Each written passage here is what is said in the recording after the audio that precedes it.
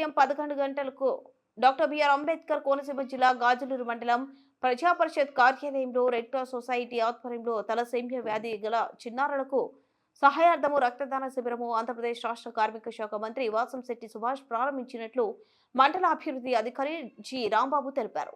మానవ సేవే మాధవ సేవ అని, అలాగే ఇతరుల ప్రాణాలను కాపాడే మార్గమని ప్రజలు అధిక సంఖ్యలో పాల్గొని రక్తదానం చేసి ప్రాణాలు కాపాడాల్సిందిగా మంత్రి వాసంశెట్టి సుభాష్ మరియు మండల పరిషత్ అభివృద్ధి అధికారి రాంబాబు తెలిపారు. చంద్రపురం నియోజకవర్గ ప్రజలందరికీ నమస్కారం.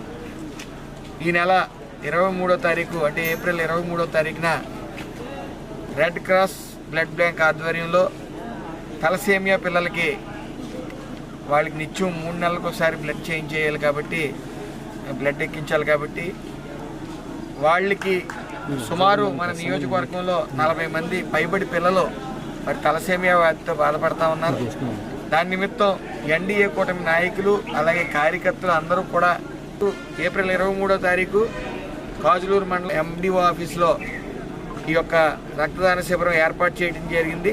కాబట్టి మనం రక్తదానం చేద్దాం, కొన్ని ప్రాణాలను కాపాడదాం అనే నినాదంతో మరి ఎన్డీఏ కూటమి సభ్యులందరూ హాజరు కావాలని చెప్పి మనస్ఫూర్తిగా కోరుతున్నాం.